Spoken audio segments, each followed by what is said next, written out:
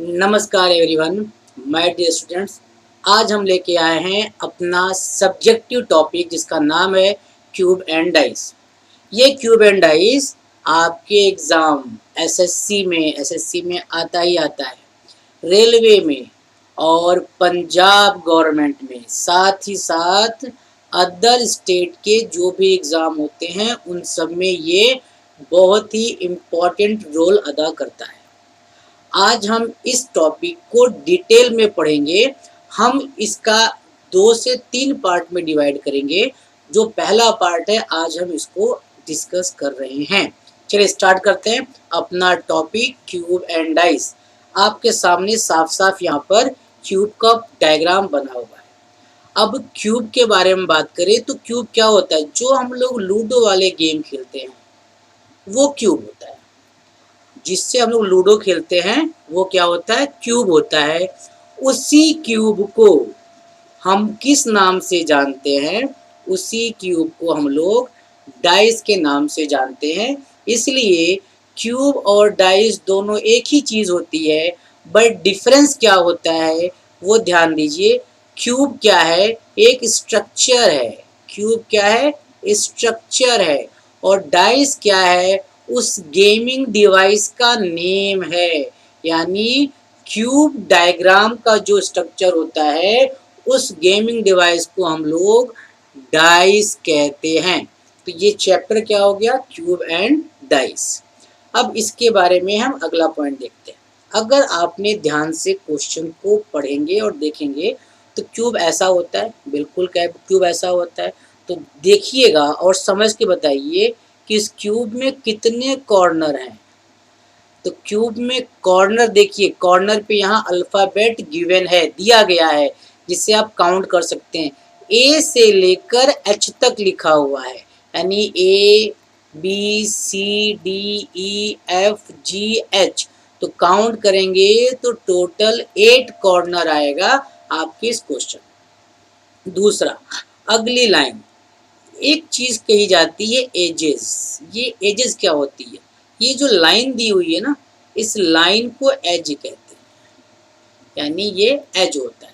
तो एक क्यूब में कितने एज होते हैं, तो एज को काउंट करें, 1 2 3 4 5 6 7 8 9 10 11 और 12। कितने एज होते हैं, टोटल 12 एज होते हैं हमारे क्यूब में। अगला पॉइंट, एक चीज़ कही जाती है, क्यूब में फेस होते हैं। फेस को हम लोग सरफेस भी कहते हैं, कि हमारे क्यूब में कितने सरफेस या कितने फेस होते हैं।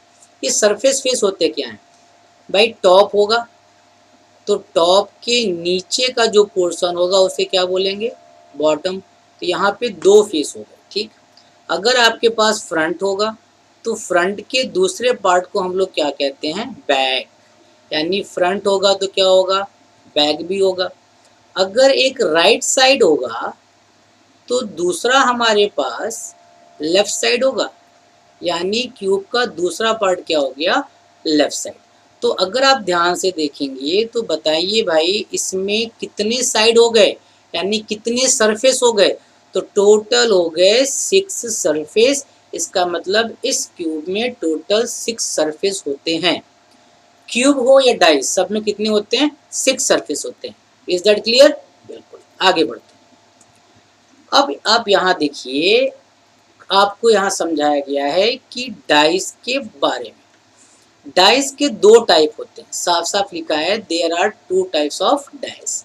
पहला कहा गया है बेस डाइस, दूसरा कहा गया है ओपन डाइस। बेस डाइस के 2 पार्ट हैं भाई, इस बेस डाइस के 2 पार्ट। पहले पार्ट का नाम है स्टैंडर्ड, दूसरे पार्ट का नाम है ऑर्डिनरी। स्टैंडर्ड के नाम से ही आपको समझ में आता है कि स्टैंडर्ड क्या होता है, यानी जो सबसे परफेक्ट हो, यानी जो यूनिक हो, मतलब जो स्टार्ट में बना हो वो क्या है, स्टैंडर्ड। तो ये डाइस आपके दिमाग में याद हो जाना चाहिए। स्टैंडर्ड का मतलब है जो पहले से परफेक्ट हो, जिसको चेंज ना किया गया हो। तो अब ध्यान दीजिए, अब आपका स्टैंडर्ड डाइस, तो मैं आपको यही समझा रहा था कि स्टैंडर्ड डाइस का एग्जैक्ट मीनिंग क्या है। यानी ऐसा डाइस जो आपके लूडो वाले गेम में यूज़ होता हो और उसके नंबर उसके अकॉर्डिंग चलते हो। जैसे अगर टॉप पर 1 है तो बॉटम में 6 आएगा। ये लूडो का स्टैंडर्ड रूल है। लूडो अगर आपके पास उसकी डाइस होगी तो नंबर आपको ज़रूर पता होगा। अगर फ्रंट में 2 है तो बैक में 5 होगा, ये भी फिक्स है। अगर एक साइड में 3 है तो सेकंड साइड 4 होना ही होना है, ये भी फिक्स रूल है। इसका मतलब अगर आप ध्यान से देखेंगे तो 1 टॉप पर है, तो टॉप, और नीचे क्या है 6, तो 6 कहाँ पर है, बॉटम में। तो मतलब टॉप का अपोजिट क्या होगा, बॉटम। फ्रंट का अपोजिट क्या होगा, अपोजिट की बात हो रही है, बैक। फ्रंट का अपोजिट बैक हो रही है। और एक साइड का अपोजिट दूसरी साइड होगा, जिसको आप राइट और लेफ्ट कह सकते हैं, ये इसके अपोजिट है। तो दोनों का जो एडिशन होगा वो कितना होगा, 7 होगा। यानी अपोजिट नंबर को ऐड करने पर क्या बनेगा, 7 बनेगा। ठीक है, कितना बनेगा भाई, 7 बनेगा। ठीक, जैसे 1 का अपोजिट 6, 2 का अपोजिट 5 और 3 का अपोजिट 4। ये हो गया स्टैंडर्ड डाइस का रूल। अब डिफिनेशन चेक कर लेते हैं, डिफिनेशन क्या कहता है, जिसके अकॉर्डिंग हम पढ़ने की बात कर रहे हैं। When the dice are rolled, अगर डाइस को हम रोल कर दें, if the number on the faces of two dices do not match each other, यानी ऐसा नंबर जो एक दूसरे से मैच न करता हो, they are called as standardise. उसे हम क्या कहेंगे, स्टैंडर्डाइज कहेंगे। ठीक, तो आप ध्यान से देखो, 1 के अपोजिट में क्या है, 6, क्या ये नंबर मैच कर रहा है, नहीं मैच कर रहा है। 3 के अपोजिट में क्या है, 4, ये नंबर मैच नहीं कर रहा है। 2 के अपोजिट क्या नंबर, 5, ये मैच नहीं कर रहा है। इसलिए ये हमारा स्टैंडर्डाइज है और ये जो आंसर बनता है वो फिक्स होता है, बिल्कुल राइट आंसर होता है। किस केस में, स्टैंडर्ड केस में। दूसरी बात, यहाँ पर अगर डाइस में 1 से लेकर 6 तक नंबर गिवन होंगे तो आप ये समझ लीजिए कि हमारे पास स्टैंडर्ड डाइस का आंसर फिक्स आएगा। 1 का 6, 2 का 5 और 3 का 4। बात समझ में आई? ठीक है, चलिए आगे देखते हैं। चलिए देखते हैं स्टैंडर्ड डाइस का दूसरा एग्जाम्पल। अभी हमने देखा था पहला एग्जाम्पल, अब देखते हैं दूसरा एग्जाम्पल। बिल्कुल डिफिनेशन, जो डिफिनेशन है उससे बिल्कुल हमारा ये एग्जाम्पल मैच करेगा। ठीक है, आइए, ये रहा हमारा डाइस। हमने ये डाइस बना दिया, ध्यान से देखिएगा। हम यहाँ पर आपके सामने 2 डाइस बनाते हैं, चेक करिएगा। यहाँ पे लिखा है 3, यहाँ पे लिखा है 4, यहाँ पर 5, यहाँ पर 6, 7 और 8। अगर आपसे पूछा जाए, अब ये डाइस देखिए, मैंने अभी आपको जस्ट इसके पहले समझाया था कि अगर हमारे क्वेश्चन में 1 से लेकर 6 तक का नंबर का डाइस बना हुआ है तो हमारे पास इसका फिक्स आंसर होता है, हमारे पास इसका फिक्स आंसर होता है। बट यहाँ आप देखेंगे तो हमारे दोनों डाइस में नंबर 6 से ज़्यादा हैं, इसलिए मैंने कहा ये स्टैंडर्ड का दूसरा एग्जाम्पल है। अगर हमारे दोनों डाइस में नंबर 6 से ज़्यादा पाए जाते हैं तो क्या करेंगे, तो क्वेश्चन बहुत सिंपल हो जाता है। जो टॉप टॉप का है, टॉप का अपोजिट टॉप, फ्रंट का अपोजिट फ्रंट और साइड का अपोजिट साइड। मैंने क्या कहा, टॉप का अपोजिट टॉप, टॉप का टॉप, फ्रंट का फ्रंट, फ्रंट का अपोजिट फ्रंट और साइड का अपोजिट साइड। साइड का अपोजिट साइड। ठीक है, ये हमारा फिक्स रूल हो जाता है जब एग्जाम्पल हम सेकंड की बात करेंगे। ठीक है, तो आइए अब इसके बाद तीसरा एग्जाम्पल देखते हैं। ध्यान से देखिएगा, मैं एग्जाम्पल यहीं पे क्लियर कर दे रहा हूँ। ठीक है, ध्यान से देखिए, मैं यहीं पे आपको क्लियर करके तीसरा एग्जाम्पल समझा देता हूँ कि थर्ड एग्जाम्पल कैसे बनेगा। क्वेश्चन का लॉजिक आप समझ गए। अभी आपने देखा होगा कि हमारे क्वेश्चन में नंबर लिखा हुआ है। अब इन केस अगर क्वेश्चन में नंबर ना आए तो क्या करेंगे? अगर नंबर ही ना आए, जैसे अब ये मैं फिर से आपको 2 डाइस बनाता हूँ। अब यहाँ पे नंबर ना दिया हो, हम आपसे अभी तक जो भी एग्जाम्पल दिखाए हैं उसमें नंबर था। अब यहाँ ABCD आ जाए, ABCEGH,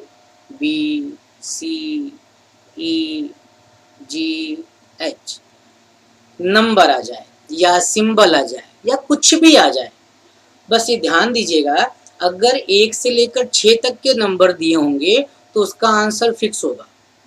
1 का अपोजिट 6, 2 का अपोजिट 5, 3 का अपोजिट 4। उसके प्लेस पर कुछ भी लिखा हो, 6 से अधिक नंबर लिखा हो, सिंबल लिखा हो, नाम लिखा हो, अल्फ़ाबेट लिखा हो, तो उसका आंसर आप मान लें टॉप का टॉप, फ्रंट का फ्रंट और साइड का साइड। तो जैसे मैंने फिर से कहा, टॉप का टॉप, फ्रंट का फ्रंट और साइड का साइड। ये फिक्स आंसर है उस केस में जब हमारे दोनों डाइस में कोई कॉमन ना हो, जैसे ये हमारे डिफिनेशन में लिखा हुआ है। बात समझ में आ गई? तो आपका आंसर क्या बन गया? बी का अपोजिट जी, ए का अपोजिट ई और सी का अपोजिट एच, ये हमारा आंसर बन गया। बात समझ में आ गई? स्टैंडर्ड का कंप्लीट एग्जाम्पल आपको मैंने समझा दिया। आगे बढ़ते हैं। अब आप आगे बढ़े तो आपके सामने स्टैंडर्ड के बाद का जो रूल है उसे कहते हैं ऑर्डिनरी। यानी स्टैंडर्ड अगर हमारे क्वेश्चन में एप्लीकेबल नहीं होगा तो हम ऑर्डिनरी का रूल अप्लाई करेंगे। ऑर्डिनरी का रूल, चलिए ऑर्डिनरी का रूल देखते हैं। चलिए देखते हैं ऑर्डिनरी डाइस क्या लिखा हुआ है। इफ वन और मोर देन वन नंबर, एक या एक से अधिक number, matches between two dices, दो डाइस में मैच पाए गए। मैच पाने का मतलब है कि कॉमन पाया गया। Then it is called as an ordinary dice, तो उसे हम क्या कहेंगे? ऑर्डिनरी डाइस कहेंगे। एग्जाम्पल देखिएगा, एग्जाम्पल क्या कहता है? ये हमने दो डाइस बना दिया, डाइस नंबर 1 और डाइस नंबर 2। हमने यहाँ नंबर लिखा 1 2 3 3 4 1। अब ध्यान से देखिएगा, यहाँ लिखा हुआ है अगर एक या एक से अधिक नंबर मैच हो जाए यानी कॉमन हो जाए तो उसे हम ऑर्डिनरी डाइस कहेंगे। तो आप ध्यान से देखिए, यहाँ नंबर कौन कौन से मैच हो गए। यहाँ पर आप देखेंगे नंबर 3 मैच है, बिल्कुल नंबर 3 मैच, नंबर 1 मैच, यहाँ पे 2 नंबर मैच हो गए, यानी एक से अधिक भी हो गया, मैच हो गए। अगर ऐसा मैच हो जाता है तो इस डाइस को हम लोग क्या कहेंगे? ऑर्डिनरी डाइस कहेंगे। ये क्या होगा? ऑर्डिनरी डाइस होगा।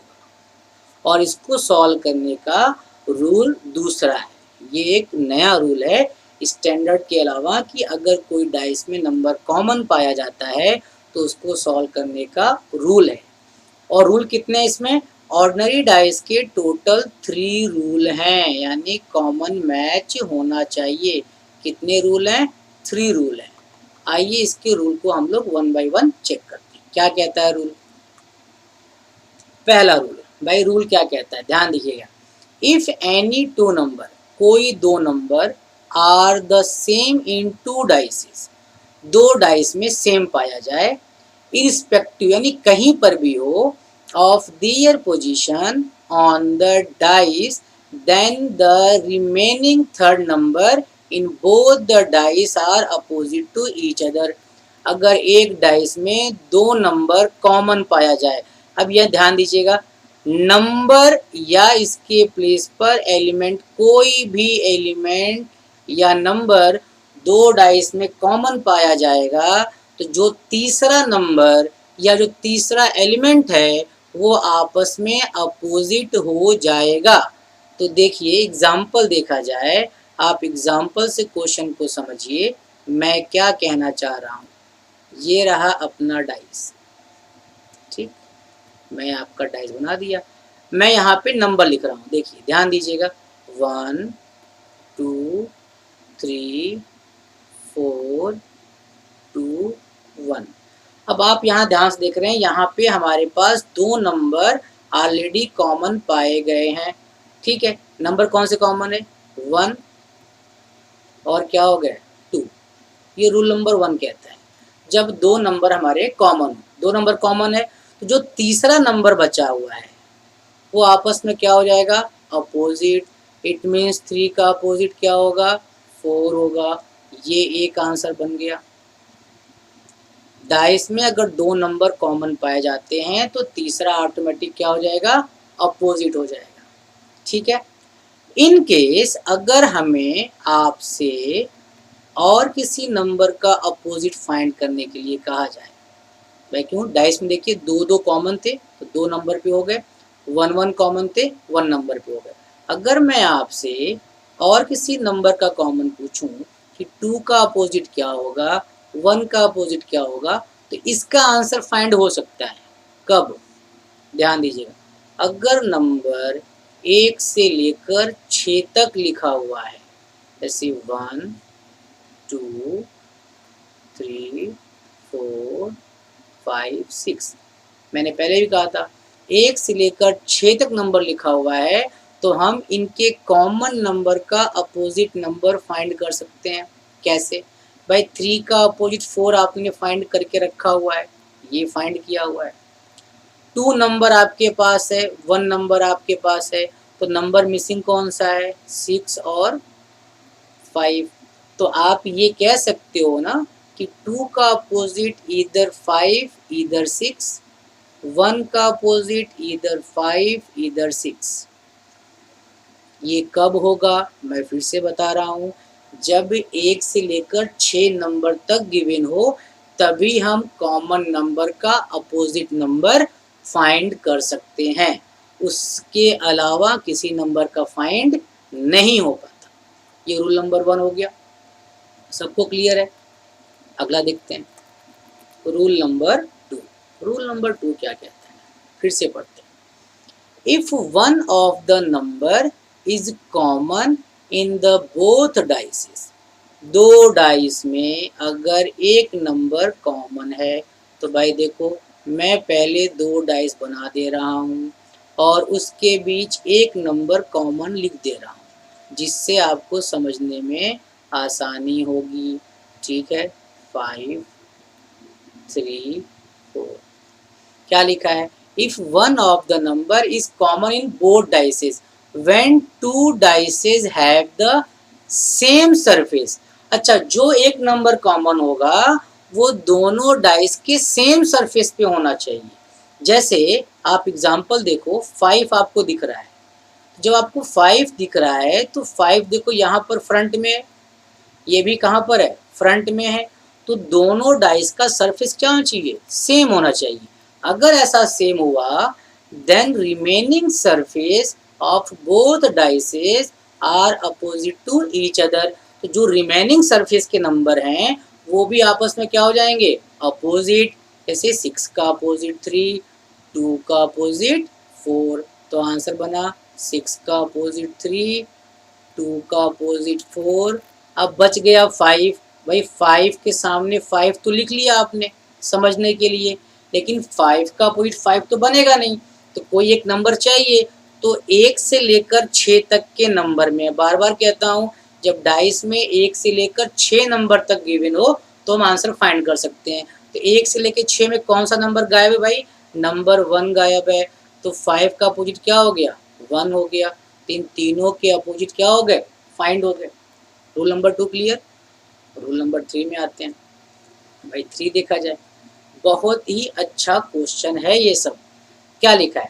If there is one element common on the dice at different position. अब डायग्राम बना रहा हूँ, उसके अकॉर्डिंग आप एग्जाम्पल को समझें। कहा है 2 डाइस हैं, अब 2 डाइस में एक एलिमेंट कॉमन है, तो मैं लिखता हूँ 6 4 3 1 1 2 6। भाई क्या लिखा हुआ है? एक हमारे पास कॉमन है, और कहाँ डिफरेंट डिफरेंट पोजीशन पे। कॉमन क्या है भाई? 6 देखो फ्रंट में, 6 कहाँ पर है? साइड में। यानी one element are common on different surface. एक एलिमेंट कॉमन है, सरफेस क्या है? डिफरेंट सरफेस है। Then rotate the dice in a clock direction to get the opposite surface. अगर ऐसा हो तो उसे हम क्लॉकवाइज क्या कर दें? मूव कर दें। तो क्लॉकवाइज मूव कहाँ से करना है? कॉमन नंबर क्या है? 6, यहाँ से क्लॉकवाइज घुमाओ। ठीक, तो घुमाने का मतलब क्या है? लिखने का मेथड। तो पहले 6 लिखो, देन 4 लिखो, देन 3 लिखो। सेम देखो, यहाँ से घुमाओ क्लॉकवाइज। तो पहले क्या लिखोगे? पहले 6 लिखोगे, फिर 1 लिखोगे, और फिर 2 लिखोगे। क्लॉकवाइज घुमाने का मतलब है कि क्लॉकवाइज सीक्वेंस पे नंबर को अरेंज करना। तो जिसके सामने जो आया वो क्या बन गया? इसका अपोजिट। तो 4 का अपोजिट 1, 3 का अपोजिट 2, तो रिमेनिंग नंबर क्या बच गया? 5। तो 6 का अपोजिट क्या हो गया? 5। बात समझ में आ गई? मैं बार बार कह रहा हूँ, ये तभी फाइंड होगा जब आपके डाइस में 1 से लेकर 6 तक नंबर गिवन होंगे, तभी हम कॉमन नंबर का अपोजिट फाइंड कर सकते हैं, कॉमन नंबर का। बाकी तो रूल क्या है? सेम। तो आपने 3 रूल पढ़ लिए। अब इसी रूल पे क्वेश्चन सॉल्व करते हैं। चलिए अगला क्वेश्चन देखते हैं। ये रहा आपका पहला क्वेश्चन जो सॉल्व करना है। क्या पूछा गया है? 2 position of a cube are so below, what become opposite to face containing 4। 2 dice given है, 2 में आपसे 4 का अपोजिट पूछा गया है। तो रूल नंबर चेक करो, स्टैंडर्ड का लगाना है कि ऑर्डिनरी का लगाना है। तो देखा जाए कोई कॉमन है? हाँ भाई कॉमन 5 दिख रहा है। सरफेस क्या है? सेम है कि डिफरेंट? डिफरेंट सरफेस है। तो अगर वन एलिमेंट कॉमन हो और सरफेस डिफरेंट पाया जाए तो हम उन्हें क्लॉकवाइज घुमाते हैं। ये क्लॉकवाइज घुमाया तो लिखेंगे 5 6 और 1। ये वाला कॉमन। क्लॉकवाइज घुमाया तो सामने क्या लिखेंगे? 5, उसके बाद 2, उसके बाद 4। क्वेश्चन किसका पूछा गया? 4 के सामने। तो 4 के सामने कौन सा नंबर आ गया? 1 आ गया। तो आंसर क्या हो गया? 1 हो गया। बाकी फाइंड करने की हमें कोई ज़रूरत नहीं है। बात समझ में आई? ठीक, देखते हैं नेक्स्ट क्वेश्चन। चलिए क्वेश्चन नंबर 2 देखते हैं। सेकंड में क्या कहा गया? 2 डाइस हमारे पास गिवन है, पूछा गया है 2 position of a cube are so below, what will come opposite to facing containing B. कि बी के सामने कौन सा अल्फ़ाबेट आएगा। तो डायग्राम को ध्यान से देखिए, कोई कॉमन है? भाई कॉमन दिख रहा है, एन कॉमन है। इनका सरफेस क्या है? डिफरेंट सरफेस है, यानी सेम टाइप का पैटर्न। क्लॉकवाइज घुमाओ, सेम पैटर्न क्लॉकवाइज घुमाओ। तो पहले एन लिखेंगे, फिर बी लिखेंगे, फिर एस लिखेंगे। ठीक, पहला हो गया। फिर सेकंड लिखो, एन लिखेंगे, क्यू लिखेंगे, टी लिखेंगे। अब किसका आंसर पूछा गया है? बी का पूछा गया है। तो बी के सामने कौन सा अल्फ़ाबेट आया? क्यू आया। तो आंसर क्या हो गया? क्यू। क्लियर? एकदम सेम क्वेश्चन था आपके लिए। नेक्स्ट देखते हैं। अब नेक्स्ट क्वेश्चन भी ध्यान से देखिए आप लोग, क्या लिखा है? 3 position of a cube are so below, what will come opposite to face containing E. अच्छा, रूल आपने पढ़ा है 2-2 डाइस का, और यहाँ पे आ गए 3 डाइस। आपने पढ़ा है 2 का, आ गया 3। तो कोई टेंशन बात नहीं, करना आपको वही है जो अभी तक आप करते आए हैं। हमेशा आप 2 डाइस से ही कंपेयर करेंगे। बट कंडीशन क्या है? अगर 2 से अधिक डाइस आपके क्वेश्चन पेपर में आता है, 3 4 5, तो ये समझ लीजिए कि वो कभी भी स्टैंडर्डाइज नहीं बन सकता। वो क्या बनेगा? हमेशा ऑर्डिनरी बनेगा। तो ऑर्डिनरी डाइस का रूल याद करो। सबसे पहले रूल नंबर 1 अप्लाई करेंगे। अगर रूल नंबर 1 से आंसर आया तो ठीक, नहीं आया तो रूल नंबर 2 अप्लाई करेंगे। 2 से आंसर आया तो ठीक, तो रूल नंबर 3 अप्लाई करेंगे। यानी रूल का जो सीक्वेंस है ऑर्डिनरी का वो यही चलेगा। सबसे पहले 1, देन 2, देन 3। तो 1 नंबर क्या था? इसमें था कि 2 element are common in 2 dices. तो अपने मन से किसी भी 2 डाइस को चूज करो जिसमें 2 एलिमेंट कॉमन हो। तो भाई ध्यान से देखो, BDA नहीं है, ए मिला, CF मिला। तो देखो भाई ये सेकंड थर्ड में कॉमन मिल रहा है। क्या मिला? C यहाँ पर है, C यहाँ पर है, F यहाँ पर है, F यहाँ पर है। तो एक आंसर बन गया कि A का अपोजिट क्या हो गया? E हो गया। अब देखो क्वेश्चन क्या पूछा था कि E का अपोजिट क्या हो गया? आंसर बन गया भाई, E का अपोजिट क्या हो गया? A। तो देखो रूल नंबर 1 लगाते ही हमारा आंसर आ गया। तो कहानी खत्म, हम आगे बढ़ जाएंगे। नेक्स्ट क्वेश्चन, यहाँ पे देखिए 3 डाइस गिवन है, जैसा मैंने इसको पहले आपको बताया ही है। कॉमन देखिए कौन सा रूल लगेगा? रूल नंबर 1 लगाना है, 2 लगाना है, या रूल नंबर 3 लगाना है। तो डबल कॉमन कहीं दिख रहा है भाई? मेरे ख्याल से डबल कॉमन नहीं दिख रहा है। तो रूल नंबर 2 क्या कहता है भाई? फर्स्ट का रूल तो लगना नहीं है। रूल नंबर 2 क्या कहता है? 2 कहता है 1 element are common on same surface, यानी एक एलिमेंट कॉमन हो सेम सरफेस पे हो। देखो तो P सेम है, तो भाई P के सामने P लिखा जाएगा, N के सामने R लिखा जाएगा, और Q के सामने Z लिखा जाएगा।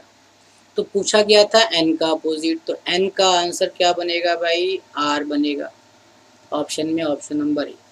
इनकेस अगर आपसे P का आंसर पूछा जाए तो यहाँ क्या बच गया? S बच गया। तो P का आंसर S बन जाएगा। ठीक है, नेक्स्ट क्वेश्चन। अगले क्वेश्चन में पूछा गया है कि B के अपोजिट में क्या होगा? कंडीशन चेक करें, डबल कॉमन। मैं बार बार कहता हूँ अगर 2 से अधिक डाइस है तो वो ऑर्डिनरी हमेशा होगा। 2 कॉमन देखिए, DBC नहीं है, EFB नहीं है, F डबल कॉमन तो मेरे ख्याल से नहीं दिखाई पड़ रहा है। तो सिंगल देखो, सिंगल कॉमन सेम सरफेस कहीं पर है, एक कॉमन का सरफेस सेम हो ऐसा तो नहीं दिख रहा है हमें। तो घुमाओ, तो रूल नंबर 3, यानी रूल नंबर 1 भी नहीं लगा, रूल नंबर 2 भी नहीं लगा, जहाँ तक मेरी आंखें कह रही हैं। तो रूल नंबर 3 यानी घुमाने वाला काम देखो, B कॉमन है, यहाँ B कॉमन है, घुमाओ क्लॉकवाइज। तो पहले B, फिर D, देन C। ठीक, उसी तरह अगले में देखो, घुमाओ क्लॉकवाइज, पहले B, फिर F, उसके बाद E। पूछा गया है B का अपोजिट, तो B के अपोजिट में B है। बताओ कौन सा अल्फ़ाबेट यहाँ से मिसिंग है? मिसिंग मतलब जो हमने नहीं चूज़ किया, G। तो आंसर क्या हो गया? B का अपोजिट G। रूल नंबर 3 से हमारा आंसर आ गया। क्लियर है? नेक्स्ट क्वेश्चन, यहाँ पे नंबर लिखा हुआ है। पूछा गया है कि 1 के अपोजिट क्या होगा? क्वेश्चन को ध्यान से पढ़ के सॉल्व करिए। डबल कॉमन देखिए, 2 6 2 6 2 1 2 1 6 3 6 3। कॉमन तो मेरे ख्याल से 2 कॉमन तो कहीं नहीं है। जब 2 कॉमन कहीं नहीं है तो हमें क्या करना पड़ेगा? घुमाना पड़ेगा, यानी रूल नंबर 1 2 3, यानी डबल कॉमन तो अप्लाई नहीं है। तो दूसरा रूल है सिंगल कॉमन सेम सरफेस। क्या सिंगल कॉमन सेम कहीं पर है? नहीं है। तो रूल नंबर 3 लगेगा। तो 6 को पकड़ लो, यहीं से ऐसे घुमाते हैं, 6 4 2। रूल नंबर 3 लगा रहे हैं ऑर्डिनरी का, हम लोग ध्यान से देखिएगा, 6 से लेकर 3। तो 6 1 और 3। तो भाई पूछा गया है 1 का अपोजिट, तो 1 के सामने क्या आ गया? 4 आ गया। तो ऑप्शन नंबर C क्या हो गया? राइट हो गया। बात समझ में आई? बिल्कुल सिंपल क्वेश्चन है, मैं इसीलिए कई सारे क्वेश्चन आपको सॉल्व करवा रहा हूँ। नेक्स्ट क्वेश्चन देखा जाए। अब यहाँ रोमन में लिखा हुआ है, क्या पूछा गया है? 1, यानी रोमन में 1 लिखा हुआ है। Same rule number 1, rule number 2, rule number 3। मैं बार बार कह रहा हूँ ये ऑर्डिनरी के 3 रूल हैं। पहले डबल कॉमन देखो, डबल कॉमन है क्या? 1 2 4 1 5 3 कॉमन डबल दिखा नहीं, 2 5 4 कॉमन डबल दिखा। देखो 2 यहाँ कॉमन है, 2 यहाँ कॉमन है, 4 यहाँ कॉमन है, सॉरी ये 6 और 4 है, 2 4 नहीं है, ये तो 6 है, कॉमन नहीं है, एक ही कॉमन है। अच्छा, तो रूल नंबर 1 अप्लाई नहीं हुआ। रूल नंबर 2 में क्या था, सिंगल कॉमन सेम सरफेस, भाई सिंगल कॉमन सेम सरफेस है, भाई 2 2 यहाँ पे सेम नहीं था, और 5 5 भी सेम नहीं है, इसका मतलब रूल नंबर 2 भी अप्लाई नहीं होगा, 3 अप्लाई होगा। घुमाओ पकड़ के अब यहाँ से कॉमन देखा जाए। अच्छा अच्छा अच्छा, सॉरी गलती हो गई, देखो रूल नंबर 2 तो यहाँ पर है हमारे पास। देखो भाई रूल नंबर 2 तो ऑलरेडी कॉमन है, 1 का 1, 1 का 1, इसका मतलब 2 का अपोजिट 3 और 4 का अपोजिट 5, 1 के सामने 1, यानी कौन सा नंबर मिसिंग है, 6, तो 1 का अपोजिट 6, तो पहले का आंसर क्या हो गया, 6 नंबर ये रहा। क्लियर है? चलिए अगले क्वेश्चन पे ध्यान देते हैं। ये रहा अपना अगला पॉइंट। इसमें क्या बोला गया है कि ऐसे डॉट के बारे में बताओ। 4 format of a dice are show below, how many dots are there on the surface opposite to the surface with 2 dots. यानी 2 डॉट का अपोजिट आपको बताना है, यानी 2 के अपोजिट में कौन सा नंबर आएगा ये बताना है। मैंने फिर से कहा रूल नंबर 1, तो मैं आपको यहाँ पे रूल फिर से मेंशन कर दे रहा हूँ। अगर ध्यान से देखकर करेंगे तो होगा, नहीं तो जल्दीबाजी में मिस भी हो सकता है। देखो भाई क्या डबल कॉमन है, डबल कॉमन कहाँ पर है भाई, 6 यहाँ पर है, 6 यहाँ पर है, 4 यहाँ पर है, 4 यहाँ पर, सॉरी 4 यहाँ पर है, तो बच गया क्या, 5 का अपोजिट 1। ठीक, 2 कॉमन में से एक आंसर आ गया।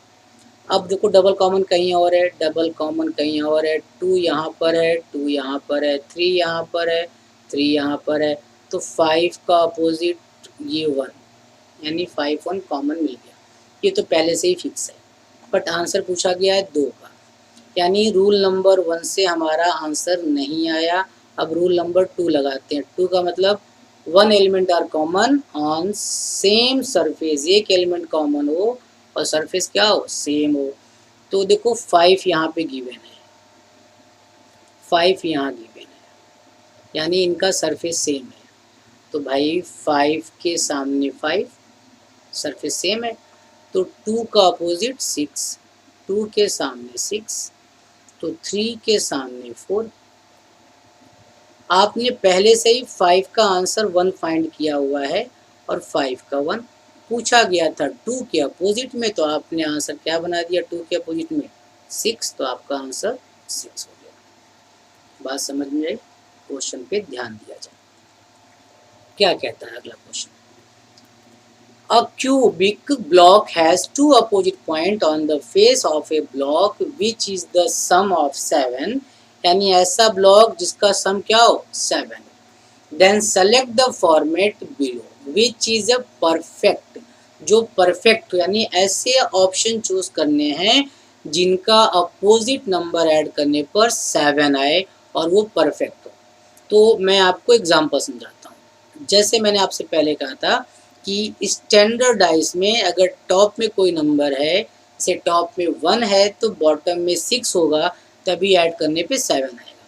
तो यहाँ देखो फर्स्ट ऑप्शन देखा जाए, फर्स्ट में टॉप पर 3 है, टॉप पे 3 है तो बॉटम पे 4 आना चाहिए, बिल्कुल। अगर टॉप दिख रहा है तो बॉटम दिखाई नहीं पड़ेगा, तो ये पॉइंट तो सही हो गया।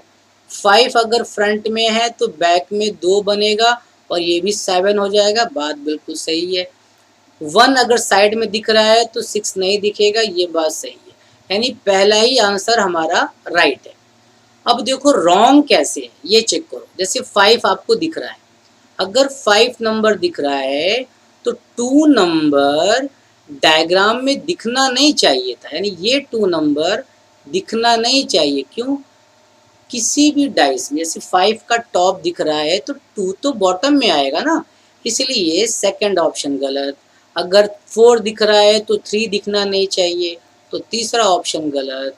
इसी तरह हमारे पास अगर 6 हमें दिख रहा है तो 1 दिखना नहीं चाहिए, चौथा ऑप्शन गलत। इसलिए ऑप्शन नंबर 1 क्या था हमारा, राइट आंसर था। चलो भाई अगला पॉइंट देख लेते हैं। सारे बेसिक बेसिक क्वेश्चन आपको सॉल्व कराए जिससे आपको पढ़कर अच्छे से रीड कर लें। बात हो रही येलो का। Rule number 1, double common. Double common कहाँ है भाई? ऑरेंज, ऑरेंज, ब्लू, ब्लू, तो पर्पल का आंसर येलो। देखो भाई सिंपल सा, एक पॉइंट पे आपके आंसर आ गए। आंसर क्या होगा? Yellow. Option yellow purple, yellow पूछा है तो पर्पल आंसर हो गया, ऑप्शन नंबर डी। यानी येलो का अपोजिट हो गया पर्पल। ठीक है, क्लियर। हमने आपको यहाँ पर सारे बेसिक पॉइंट के क्वेश्चन सॉल्व करा दिए हैं। आप उसको अच्छे से रिवाइज करें, चेक करें और सीखें। All the best for future examination. हमारे चैनल को सब्सक्राइब करें, लाइक करें और शेयर करें। अगर कोई क्वेरी हो तो हमारे इस नंबर पर आप अपने व्हाट्सअप कर सकते हैं। ठीक है, thank you so much everyone.